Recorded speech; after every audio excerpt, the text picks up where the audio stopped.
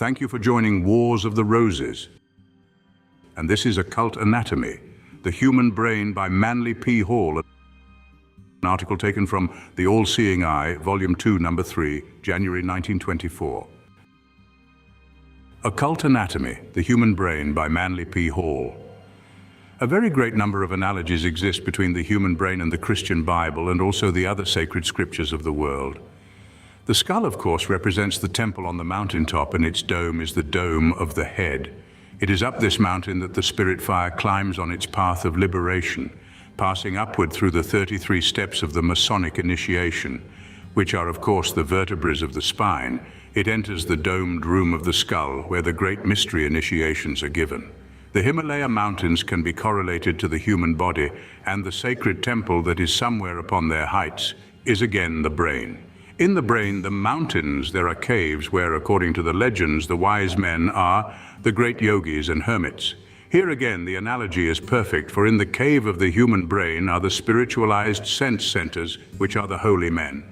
These holy men are the 7 sleepers of the Mohammedan Quran, who remain in the darkness of their caves until the spirit fire vitalizes them and brings them into manifestation. The brain, of course, is the upper room referred to in the Gospel where Christ met with his disciples, and it is said the disciples represent the convolutions of the brain. These gather around the central opening, which is the Holy of Holies, the point from which the spirit finally ascends in Golgotha, the place in the skull. The God in man dwells in his heaven, while the Christ dwells in the heart, and Jehovah in the generative system. These are the trinity in man, and the unfoldment and transmutation of these three result in the sounding of Aum, the great word. In the cerebellum, or rear brain, which has charge of the motive system of the human body, which is the highest brain of the animal, is found a little tree-like growth, which has long been symbolized as a sprig of acacia, referred to in the Masonic allegory.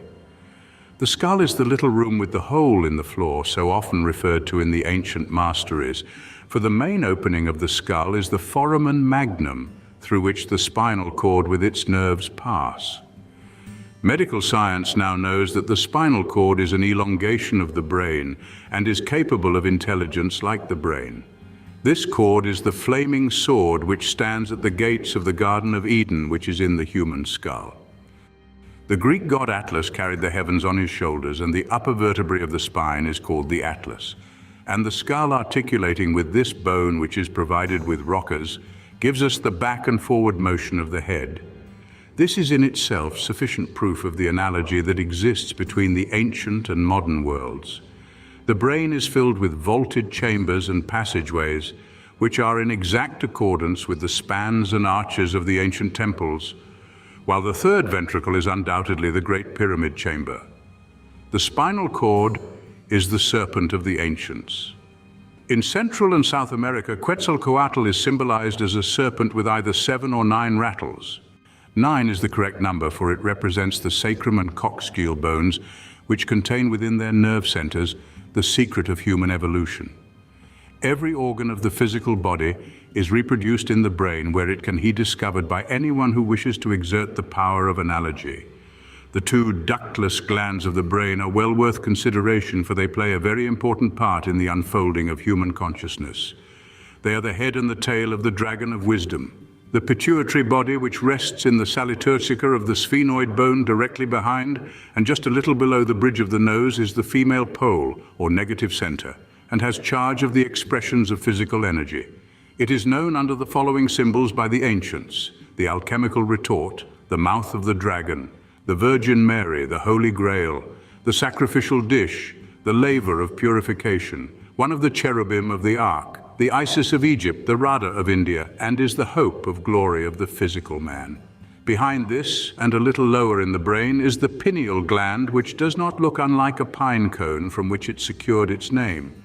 It is the tail of the dragon and has a tiny finger-like protuberance at the end. This is Joseph, the staff of God, the holy spear, the evaporating apertoire of the alchemist, the spiritual organ which is later going to become what it once was, a great organ of sense orientation. The third ventricle is the great place of initiation, where the spiritual consciousness of man passes through a great series of purifications, and where the essence is extracted from his food and transmuted into thought, action, and desire, and returned again like the prodigal son to the house of his father. Between the eyes is located the seat of the human spirit in the frontal sinus, which phrenology knows as the organ of individuality, while the palatine bone at the roof of the mouth is the palatine hill of the ancients, upon which were built the temples of Jupiter and Juno, which are the human eyes. The cross represents the human body. The upper limb of it is the head of man, rising above the horizontal line of matter. The great churches and cathedrals of the world have been built in the form of a cross and contain, where the head should be, the altar, where 2 or more candles burn continually. This is the sanctum sanctorum of the Masonic temple, and is the temple of occult initiation, to which only the pure in spirit can aspire.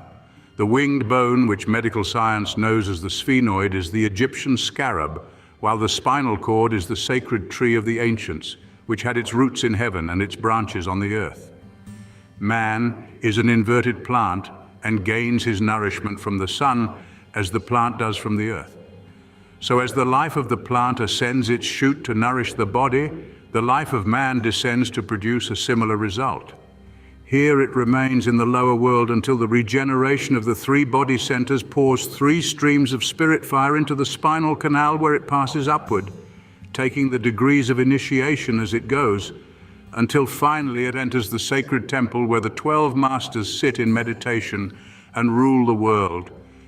The gods of old came down from heaven and walked on earth. In a similar way, the God powers in man descend from the heaven of his brain to carry on the work of constructing and reconstructing natural substance.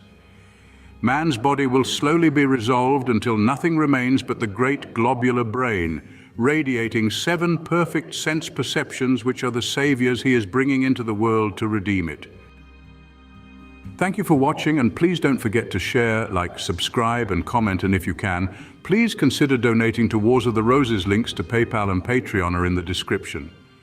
Thank you so very much.